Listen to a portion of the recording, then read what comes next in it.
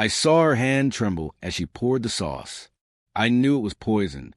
Still, I smiled, picked up the fork, and ate every bite. She waited for me to fall. Instead, I leaned in and asked her one simple question, and she shattered. The meal tasted exactly how betrayal should taste. Bitter, sour, overspiced, yet pretending to be sweet. I chewed slowly, watching her across the candlelit table.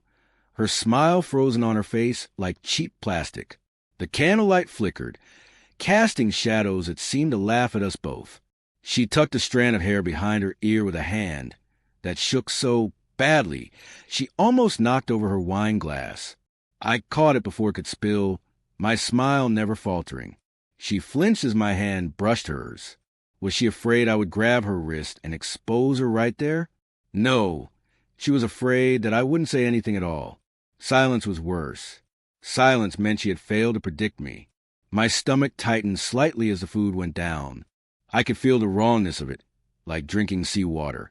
But I kept eating methodically, politely, like the perfect husband I had always tried to be. Every time my fork clinked softly against the plate, she winced.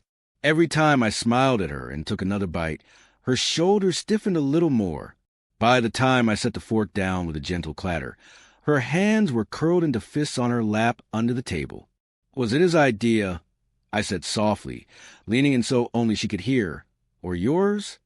For a moment, everything stopped. She stared at me as if I had pulled the floor out from under her.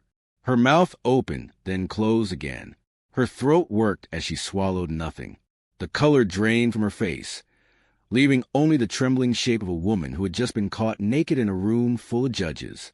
Her eyes filled with tears so fast, I almost admired the speed of it. A single drop fell down her cheek, and she didn't even wipe it away. Maybe she knew there was no point anymore. She tried, but her voice cracked. She picked up her wine glass with both hands, as if steadying herself, but set it down without drinking. She looked so fragile in that moment that if I were still a man who loved her, I might have reached out and held her. But I wasn't. That man had died with the first poison bite. I pushed my chair back slowly, letting the scrape of wood on tile echo between us. I stood up and walked around the table toward her, my steps deliberate, measured. She shrank into her chair like a child about to be scolded. I crouched down beside her, one hand resting lightly on the armrest. I was close enough to smell the expensive perfume she had dabbed behind her ears, the same one she wore on our wedding night. A cruel little detail, whether intentional or not. Was it worth it? I whispered. Her whole body shuddered. She squeezed her eyes shut, pressing her lips together until they turned white. For a moment, I thought she wouldn't answer. I almost preferred it that way. But she did. Of course she did. No, she gasped out. No, it wasn't. I swear, it wasn't supposed to be like this. I tilted my head, studying her.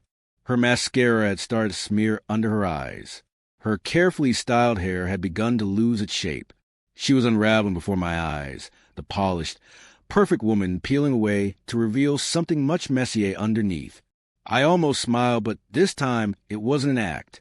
There was something bitterly satisfying about watching the fall of someone who had thought they were smarter, colder, and braver than they actually were. You really thought, I said, still soft, still deadly, that you could kill me and walk away clean? She shook her head violently, fresh tears flying from her lashes. I didn't want to. Please believe me. I never meant to. He made me. I held up a hand, cutting her off. Save it. She crumpled, hiding her face in her hands, sobs tearing from her chest. I straightened up and walked back to my chair. My movements were slow, almost bored, like a man choosing between desserts after a heavy meal. I sat down again and poured myself another glass of water, drinking deeply. The water was clean, untouched. I had made sure of it beforehand. A small precaution for a large betrayal. Across the table, she hiccuped through her sobs, trying to pull herself together. I let her stew in it. Let her imagine what I might do next. I had spent years trying to protect her from the world, from sadness, from fear. Tonight, I was teaching her what it felt like to be truly alone. When she finally looked up again, her face was blotchy and miserable. She reached for me across the table, and I let her fingers brush the tips of mine before pulling back, just enough to deny her without making a scene. "I can fix it," she whispered desperately. "We can run away. We can leave all this behind. I'll do whatever you want. I'll make it right." I laughed then, short and humorless. "Make it right? You already made your choice, love. You made it the moment you decided the solution to your problems was a plate of poisoned food." Her face crumpled further. "It was a mistake," she sobbed. I panicked. I didn't know what to do. He said he would ruin us both if I didn't.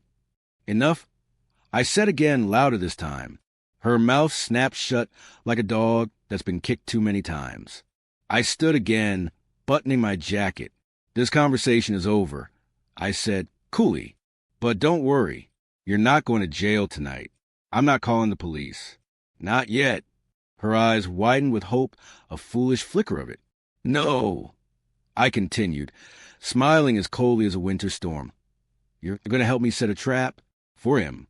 Her lips parted in shock, but before she could speak, I threw her a napkin and pointed at her ruined face. "Clean yourself up," I said. "You have work to do." And with that, I turned and walked away, my footsteps echoing in the heavy silence she left behind. I closed the door to the dining room behind me, shutting out her muffled sobs. For a few minutes, I stood there in the dark hallway, breathing in the heavy silence of a house that no longer felt like a home. Somewhere upstairs, the clock ticked steadily, stubbornly ignoring the fact that my world had cracked open. I loosened my tie and pulled it off, feeling the sudden urge to tear the whole suit apart. Instead, I walked slowly toward the living room and dropped into the couch. The couch we had picked out together when we moved in. The walls we had painted side by side, laughing when she smeared paint on my nose. The ceiling fan she had insisted we needed, even though I hated the way it clicked when it spun too fast. Everything around me was a museum now, preserving a life that had already died. I closed my eyes and let the memories surface, ugly and sharp. Our marriage had not always been like this. There had been good days, long walks holding hands, lazy Sundays spent curled up watching terrible movies, quiet moments when her hand found mine without a word, and I thought, yes, this is what happiness feels like. But cracks had started forming long before tonight. I had just been too stupid, or too in love, to see them for what they were. It started small. A late-night text she claimed was from a co-worker, a missed anniversary dinner because she was stuck in a meeting, a new perfume I had never seen before, lingering on her skin even when she swore she had been alone all evening. I told myself not to be paranoid. She was busy. She was stressed. She still smiled at me when I brought her coffee in the mornings. She still kissed my cheek before leaving for work. What more proof of love did I need? A lot, apparently. The first real slap in the face came when I found a lipstick stain on the inside of her coat collar. It wasn't her shade. I had noticed a change without thinking, the way you notice when your favorite song plays slightly off-key. When I asked her about it, she laughed too loudly and said she had let a friend borrow her coat during a girls' night out. I nodded, pretending to believe her. Maybe I even wanted to believe her. That was when the late nights got later and the excuses got thinner. Her smile got tighter. Her touch grew colder. But the real difference was not in her actions. It was in her eyes. There was something missing there. Something hollow and distracted, like she was already living in another world, one where I didn't exist. Still, I held on. Still, I cooked her favorite dinners. Still, I asked her how her day was, even when she answered with nothing but a distracted hum. I thought, if I love her hard enough, she will come back. If I forgive enough times, she will remember why she chose me. But love, I realized too late, is not a magic trick. You can't pull loyalty out of a hat. You can't force someone to stay just because you wish it hard enough. A creak on the stairs snapped me out of my thoughts. I turned my head slightly, hearing her soft footsteps. She was coming after me, like a child who broke a vase and still hoped her parents wouldn't notice. I didn't move. Let her come. Let her try. Let her dig her own grave with every word she said. She paused at the doorway, clutching the frame like it was the only thing keeping her upright. Her mascara was smeared, her lipstick faded to a cracked outline. She looked small now, not the confident, composed woman I had once admired. Just small. "I never wanted to hurt you," she whispered. I tilted my head, feigning curiosity. "You have a funny way of showing it." She winced like I'd struck her, but I didn't apologize. I was done apologizing for other people's sins. "I was scared," she said, voice shaking. "I made mistakes. I thought if I could just fix it before you found out, we could go back to the way things were." I laughed softly, without humor. "Back to what? You lie to my face every night? You sleeping with your phone under your pillow like a loaded gun?" She flushed deeply. Guilt or shame, I didn't care which. "I didn't sleep with him," she blurted out suddenly, like a child desperate to lighten her punishment. "Congratulations," I said dryly. "You poisoned me instead." Real moral high ground there. Her shoulders sagged. For a second, I thought she might collapse where she stood. Maybe a small, cruel part of me wanted her to. "I didn't know what else to do," she mumbled. "He said he would ruin everything. Leak photos. Spread rumors. Accuse you of things you didn't do. And you believe him over me?" I asked quietly. She didn't answer. She didn't have to. Her silence screamed the truth louder than any words could. "You could have told me," I said, almost gently.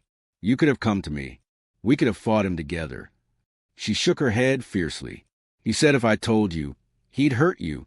He said you wouldn't believe me. He said, so you decided to kill me instead." Her lips quivered. "I didn't know what else to do," she repeated. I stood up, moving toward her slowly. She backed up instinctively, like a mouse cornered by a cat. "Here's what you're going to do now," I said, voice low and cold. "You're going to pretend everything is normal. You're going to smile and laugh and act like the loving wife you once pretended to be. And when he contacts you again, you're going to invite him over. You're going to make him comfortable. You're going to make him trust you." Her eyes widened in horror. "No," she whispered. "Please, no, don't make me." "You made your choice," I said flatly. "Now live with it." I walked past her without another word, leaving her trembling in the hallway. Upstairs, the bed we had once shared waited, sheets still rumpled from a morning we would never get back. I closed the bedroom door behind me and leaned against it for a moment, feeling the full weight of the night settle onto my shoulders. Tomorrow would be worse. Tomorrow, the real game would begin. But for tonight, I let myself smile into the darkness. The kind of smile you wear when you know the ending before anyone else. The morning sunlight felt heavier than usual as it spilled across the floor, stretching cold fingers over the carpet. I lay awake long before the alarm rang, staring at the ceiling fan turning lazily overhead. Downstairs, I could hear her moving around the kitchen, cups clinking, cabinets closing too hard, a nervous rhythm of a guilty heart trying to pretend normalcy. I didn't move. I waited. When I finally went down, she was setting the table. The same breakfast we had shared countless times before. Toast, eggs, coffee. She smiled up at me, a trembling thing that barely reached her eyes. I sat down wordlessly, picking up the coffee cup. It tasted a little burnt, a little bitter. "Fitting. You didn't sleep much," she said, her voice soft, almost cautious. "I had a lot on my mind," I replied, spreading butter on my toast with slow precision. She nodded quickly, fiddling with her napkin. I watched her out of the corner of my eye, noting every tiny twitch, every tell. She was waiting for me to explode, to throw accusations, to pack my bags. But I wouldn't give her that release. Not yet. Instead, I smiled and said, "We should have dinner together tonight. Somewhere nice."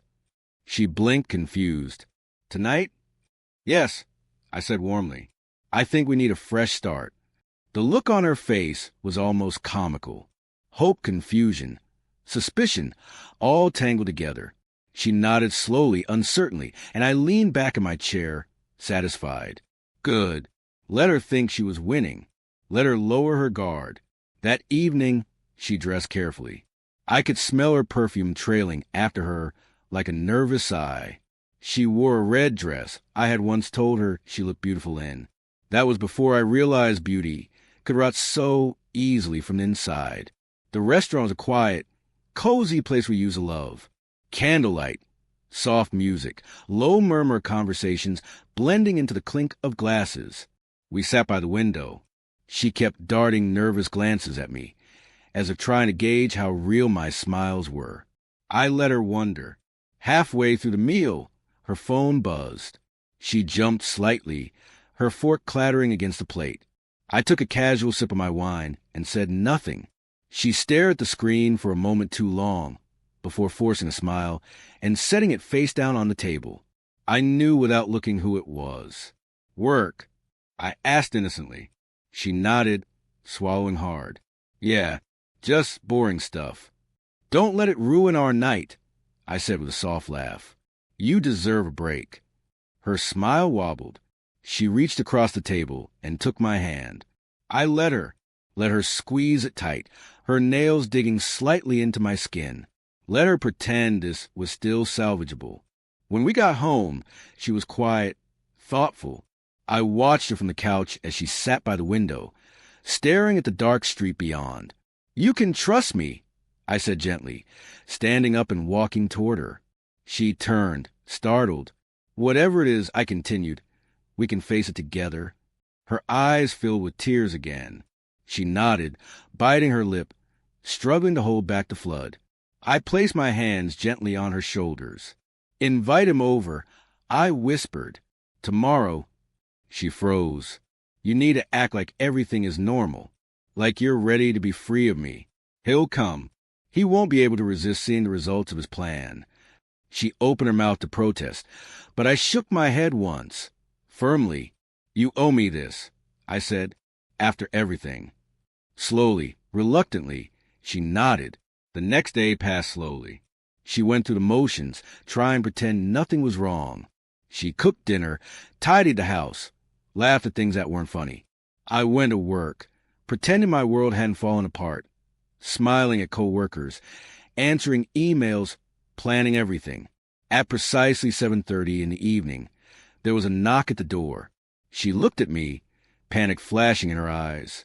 I smiled encouragingly, the perfect picture of a supportive husband. She opened the door, and there he was. I recognized him instantly.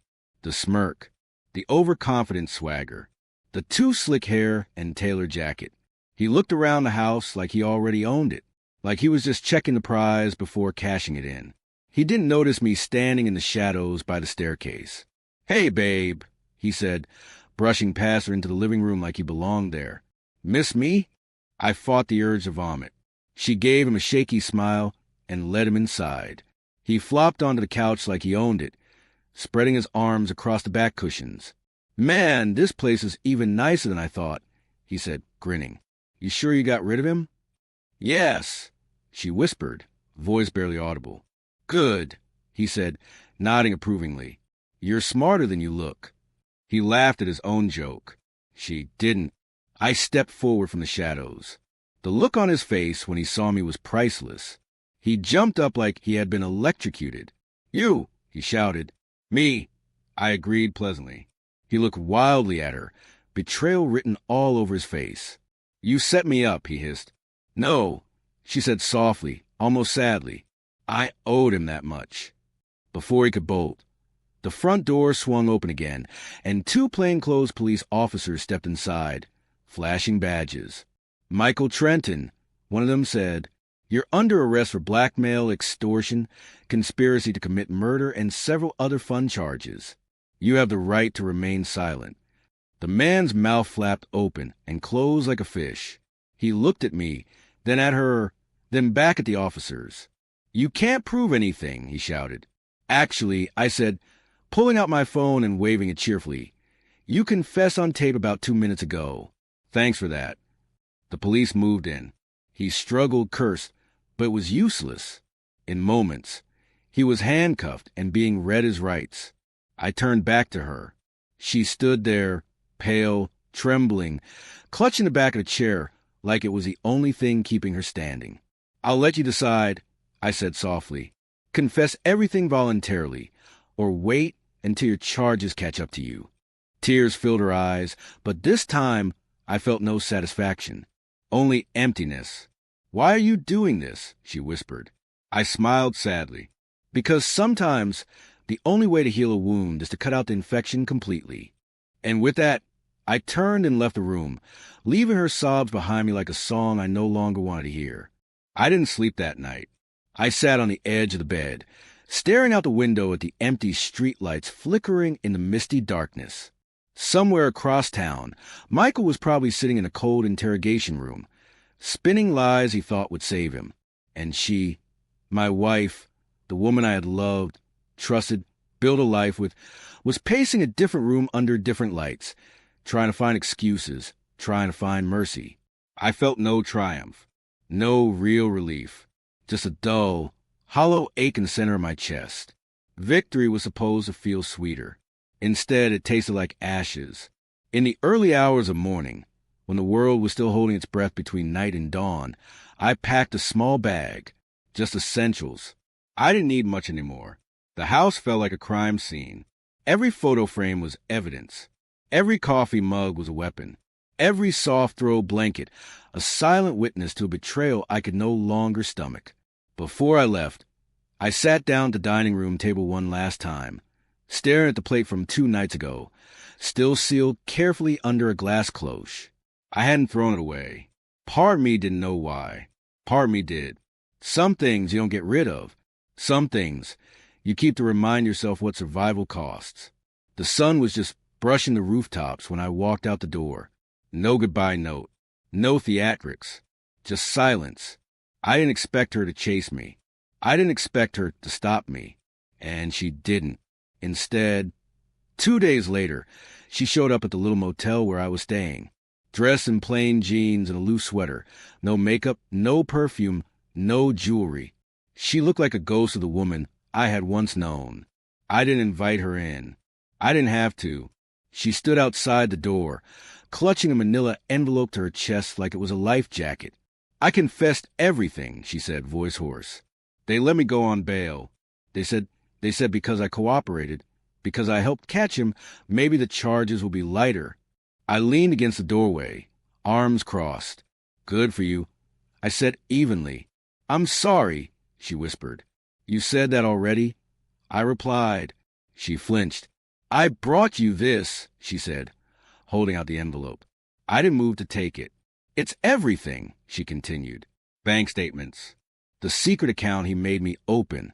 The messages. The photos. The lies. I thought you might need it if you still want a divorce." The word hung in the air between us like smoke. Divorce.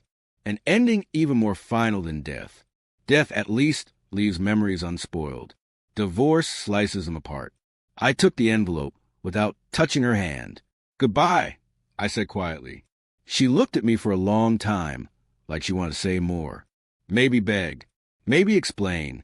Maybe scream. But in the end, she only nodded and turned away. I closed the door behind her, sliding the deadbolt into place with a final, satisfying click. The next few weeks passed in a blur. Papers were filed. Statements were given. Lawyers did what lawyers do, turned heartbreak into neat little piles of paperwork. She moved out of the house. I signed over half of everything without a fight. Let her have the furniture, the car, the meaningless decorations. None of it mattered. Let her try to build a new life out of broken pieces, if she could. I didn't ask for explanations. I didn't attend court dates where I wasn't required. I didn't read the statements she filed. I didn't care to know the details of how many times she had lied, or how many times she had chosen someone else over me. I thought that would be the end of it, but endings are rarely clean. One rainy afternoon, about a month after papers were finalized, I found myself sitting alone in a quiet diner, pushing cold eggs around a plate. The bell over the door jingled, and I didn't bother to look up until familiar perfume drifted across the room. It wasn't hers. It was the smell of rain and fresh-cut lemons.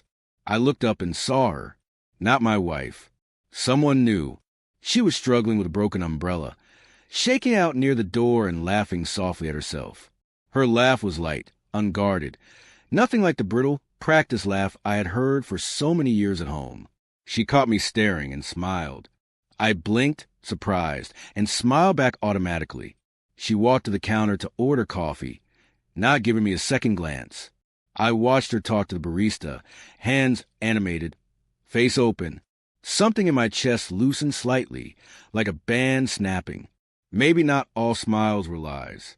Maybe not all dinners were poisoned. Maybe not all people were waiting with hidden knives behind their backs. I turned back to my plate, feeling a tiny, cautious spark of something dangerous and unfamiliar flicker to life inside me. Hope.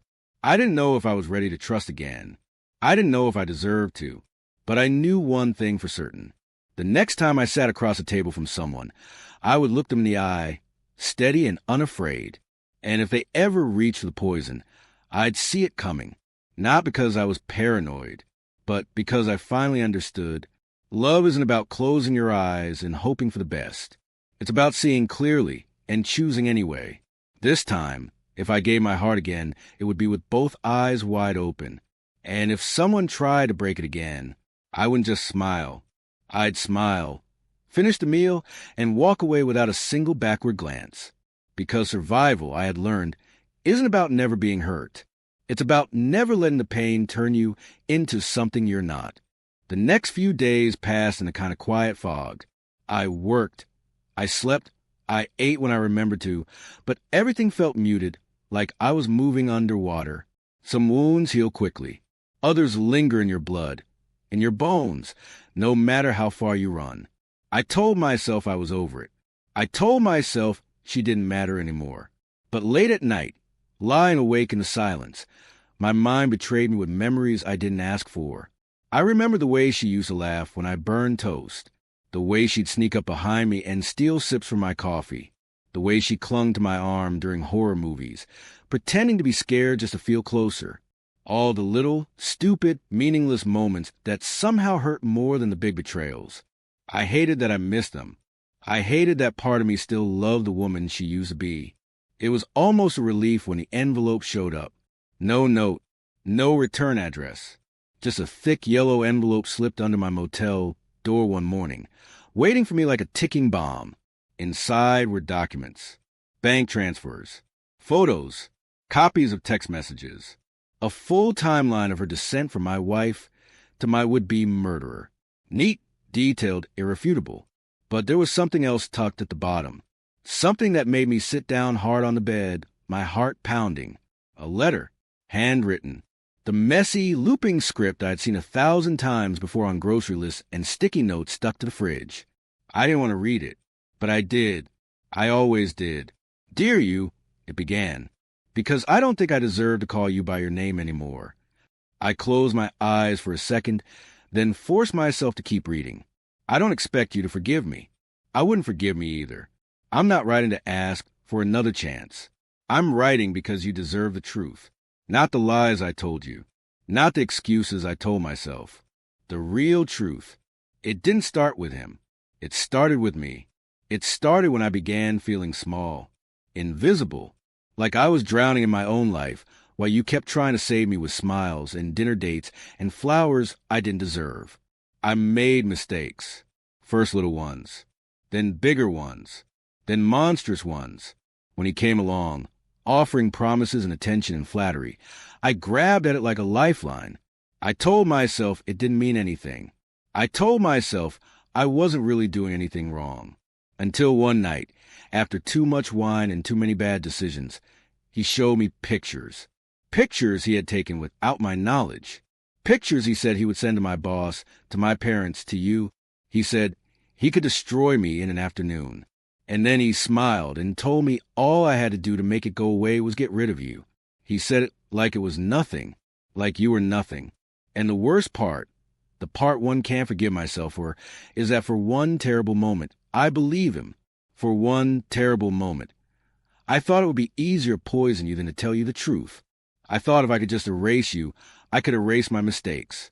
But when you sat there that night, eating every bite I served you, smiling at me with those eyes that had only ever looked at me with love, I broke. You knew, and you ate it anyway. You knew, and you smiled anyway. You knew, and you loved me anyway. I don't deserve to be forgiven. I don't deserve to be remembered. But if there's one thing I could ask, it's this. Please don't let my betrayal poison the way you see the world. There are people out there who will love you the way you love me. People who won't break you the way I did. Please find them. And please be happy, even if it's without me. Especially if it's without me. I let the letter fall from my hands, staring at the ceiling as the words sank deep into the hollow spaces she had left behind. It would have been easier to hate her if she had stayed cruel, stayed cold, stayed the villain. But life wasn't that simple. People weren't that simple. Sometimes monsters were made out of fear, not malice. Sometimes love wasn't enough to save someone from themselves. Later that day, I packed my few belongings into the battered duffel bag that had become my only companion. I checked out of the motel with no particular destination in mind. Just away from the memories, away from the ghosts. I ended up at a small park near the edge of town, a place we used to walk on weekends when life still made sense. The trees were shedding their leaves in a slow, lazy fall, blanketing the ground in gold and red. Children were playing nearby, their laughter bright and innocent. I sat on a bench and watched them for a while, letting the cool breeze numb the worst of the ache. Somewhere along the way, life had gotten complicated. Maybe it was time to simplify again. I pulled out my phone, stared at the blank screen for a long moment, then did something I hadn't done in months. I called an old friend, someone I hadn't spoken to since the wedding, someone I had drifted away from the name of building a life that turned out to be nothing but a house of cards. He answered on the second ring, his voice warm and familiar. Well, he said. Look who finally remembered he is friends. I laughed, a real laugh, rusty and surprising. Yeah, I said, took me long enough. You sound like crap, he said cheerfully. You okay? I thought about lying, about pretending everything was fine. Instead, I said, not really, but I think I'm finally ready to fix that. There was a pause, and then his voice softened. Good, he said, because you're not alone, man. You never were. I closed my eyes and let the words sink in. Maybe healing didn't come in grand gestures or perfect apologies. Maybe it came in small moments. A friend's voice, a stranger's smile, a quiet afternoon in the park. Maybe it started right here, right now, with nothing but a broken heart, an open road, and the stubborn, reckless hope that somehow, someday, things would be better. And maybe, just maybe, that was enough. It took a few more days before I was ready to act again. Healing was not a straight line. Some mornings, I woke up feeling like the air was lighter. Other mornings, the weight of everything sat on my chest, so heavy I could barely move. But in the back of my mind, one thought stayed stubborn. There was still unfinished business. Michael might have been arrested, but the damage he had caused, the poison he had introduced into my life, was still lingering, quietly, in the corners, like mold you think is gone until you find it again behind the wallpaper. I knew men like him. They didn't crumble easily. They slithered. They found cracks and slipped through. It was only a matter of time before he tried again. Maybe not against me. Maybe against someone else weaker, more trusting. Someone else who would not see him coming. I could not allow that. So I set the bait. The first step was to disappear. Not physically, not dramatically. Just quietly enough that it would make people wonder. I deactivated my social media accounts. I stopped answering non-essential calls. I changed my routines.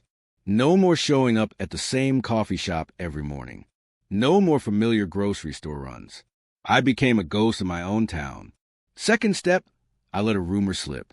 Through an old college friend who still worked downtown, I let it be known that I had inherited a significant sum from a distant relative, enough to set up a new business, enough to attract the kind of attention Michael thrived on.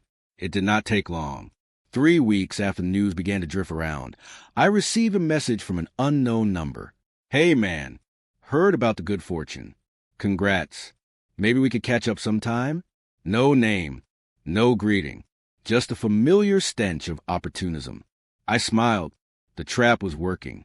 I responded casually, nothing too eager. Sure, would be good to catch up. Been a while. Name the place. He suggested a bar just outside of town. Low lights, cheap beer, no cameras. A perfect place for old friends to reconnect and new scams to be born. I agreed. The night of the meeting, I dressed down. Old jeans, battered sneakers, a plain hoodie, nothing flashy, nothing threatening. I wanted to look like easy prey.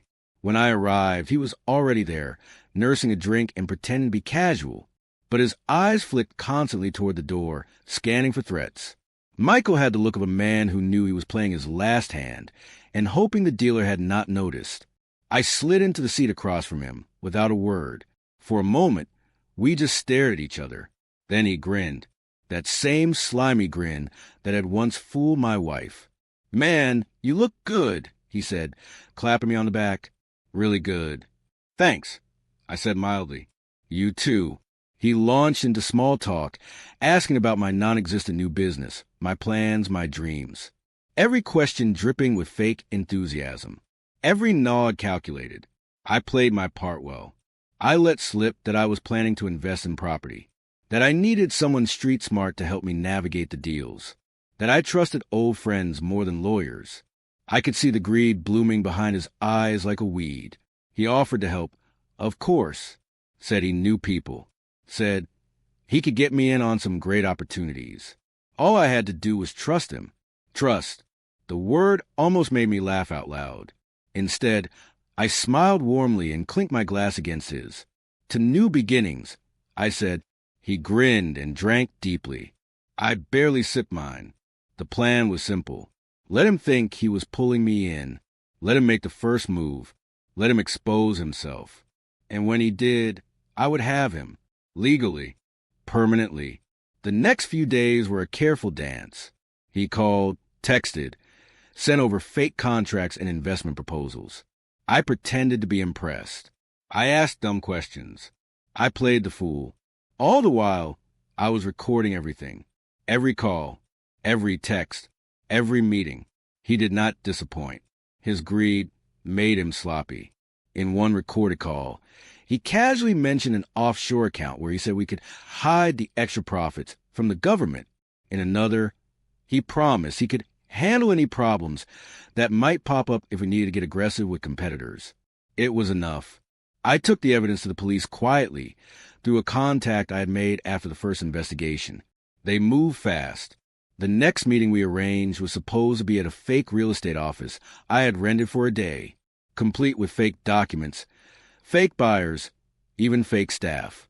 Michael showed up dressed sharp, smiling wide, thinking he was about to close the biggest deal of his slimy life.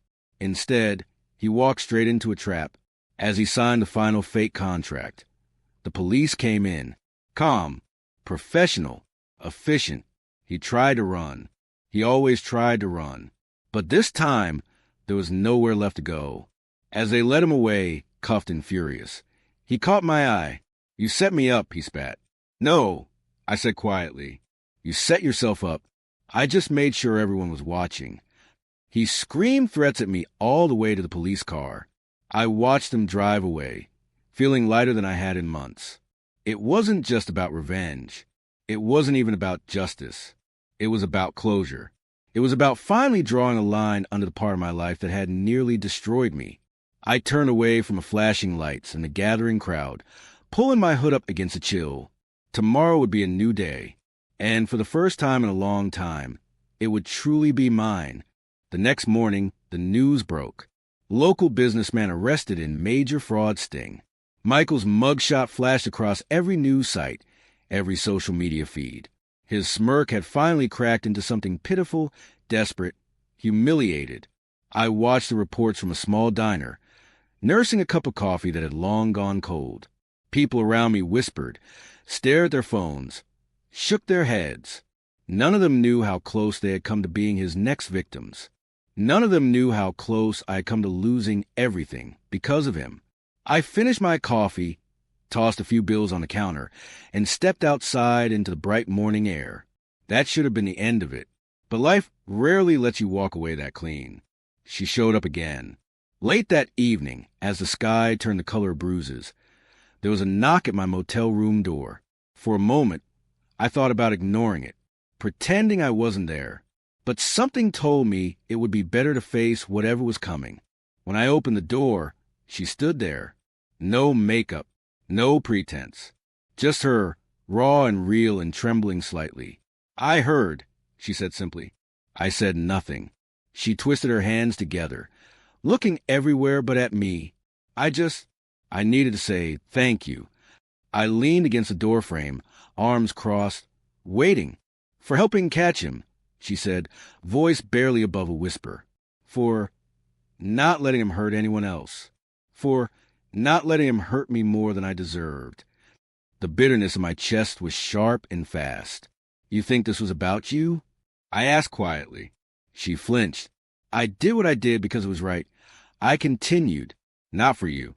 Not even for me. For the next person who would have walked blindly into his trap." She nodded quickly, ashamed. "I know," she whispered. "I know you don't owe me anything. I needed to tell you that I'm sorry. Again, I know it doesn't change anything. But I am." I studied her for a long moment. She meant it. For once, there were no lies hiding behind her eyes. No games. No manipulation. Just sorrow and a hollow kind of regret. "I believe you," I said finally. A small, broken sound escaped her lips. Half sob, half sigh. "But it's too late," I added, my voice gentler than I expected. She wiped at her face with the sleeve of her sweatshirt. "I know," she said again. A long silence stretched between us, heavy but not entirely bitter. "You're stronger than I ever was," she said suddenly. I raised an eyebrow. "I tried to fix my mistakes by hiding them," she said, voice shaking. "You faced them. You fought back. You didn't let yourself become like me." I didn't know what to say to that. I wasn't sure it was true. I wasn't sure I hadn't turned a little colder, a little harder, because of all this. But maybe that was the price of survival. "You should go," I said quietly.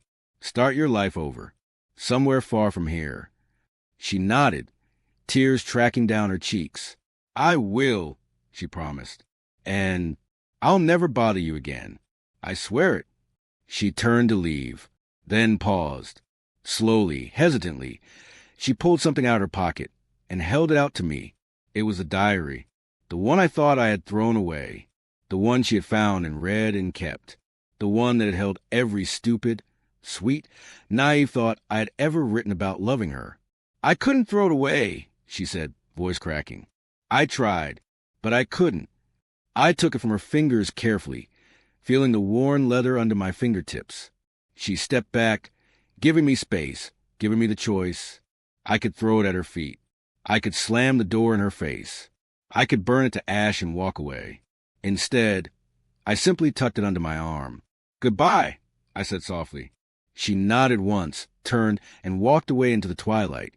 I closed the door gently behind her, setting the diary down on the bed. I didn't open it. I didn't need to. I already knew how the story inside ended. A few days later, I packed my things for good. Not just a duffel bag this time, but everything I needed for a real fresh start. I wasn't running away. I was moving forward. I rented a small house on the edge of a neighboring town. Nothing fancy. 1 bedroom. A tiny kitchen. A backyard just big enough for a chair and a grill. It was perfect. Quiet. Simple. Mine. The first night there, I cooked dinner for myself. Real food. Nothing fancy. Just pasta and garlic bread. And as I sat at the tiny table, eating alone, I found myself smiling. Not because everything was perfect. Not because the pain was gone. But because I had survived. Because I was still standing. Because I had chosen to live. Even when life had tried its best to break me. After dinner, I sat outside under the stars with a cup of coffee, listening to the crickets sing. The diary sat unopened on the table beside me. Maybe one day I would read it again. Maybe not. Either way, it didn't matter anymore. It was part of the past. And I was finally ready for whatever came next. For the first time in a long time, I wasn't afraid of tomorrow. Tomorrow was mine. Life after betrayal was not a dramatic movie montage. It was quieter, slower, a collection of small, stubborn moments that built themselves carefully into something resembling peace. I spent my mornings jogging along the river that wound behind the neighborhood. I spent my afternoons working freelance jobs, small but honest, enough to keep the lights on and the fridge full. I spent my evenings cooking simple meals and sitting out on the porch, sipping coffee or sometimes cheap wine, watching the sun slide down behind the hills. It was not the life I had imagined. It was better, because it was mine. No expectations, no lies, no pretending to be someone else's dream. Just me, battered and bruised maybe, but still standing, still breathing, still choosing. The loneliness came and went like bad weather. Some nights it hit harder than others. Some nights the silence in the house pressed in so thick I could barely breathe. But other nights, the quiet was a comfort, a reminder that no one was lying to me anymore. No one was plotting against me across the dinner table. No one was slipping poison into my life behind a smile. The freedom was terrifying and beautiful. One Saturday afternoon, about 6 months after everything had fallen apart, I found myself at a small community fair in town. Rows of stalls selling homemade crafts, kids chasing each other with sticky fingers, old couples swaying gently to a band playing soft music from a gazebo. It was simple, uncomplicated. I wandered the stalls, picking up a jar of local honey here, a hand-carved keychain there. No purpose, just living. At a booth selling old books, I bumped into someone, literally. A stack of novels wobbled dangerously as I scrambled to steady them. "Whoa, sorry," I said quickly. A laugh answered me. Light, genuine, amused. "No harm done," she said, tucking a stray lock of hair behind her ear. She was about my age, maybe a little younger, dressed casually in jeans and a faded band t-shirt. No makeup, no pretense. Just clear, honest eyes and a smile that reached them.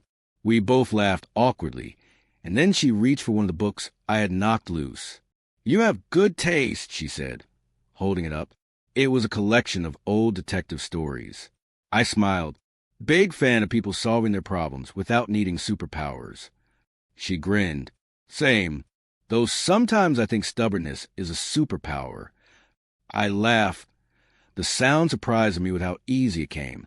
We chatted for a few minutes, the conversation light and natural. No forced smiles, no hidden meanings. Just two people talking about nothing important, and somehow it felt important anyway. Before we parted, she glanced at me shyly. "Hey," she said, "there's a coffee shop around the corner.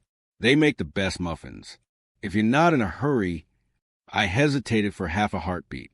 Then I remembered the promise I had made to myself. Eyes open, heart cautious but not closed. "Sure," I said. I could use a muffin. We walked together toward the coffee shop, the sun warm on our backs.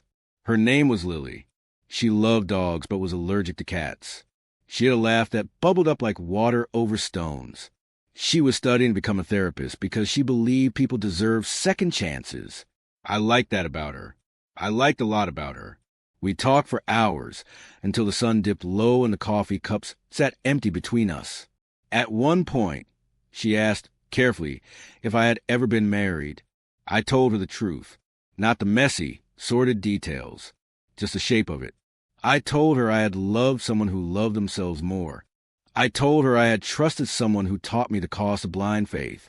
I told her I had survived it. She listened, not judging, not pitying, just listening.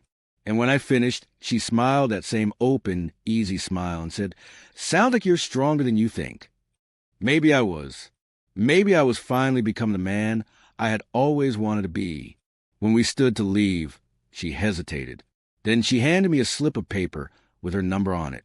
"If you ever want to talk again," she said, "or just share a muffin." I took it, tucking it carefully into my wallet, not because I was desperate, not because I was lonely, but because maybe, just maybe, it was time to let the world in again. As I walked back to my car, I caught sight of myself in a shop window.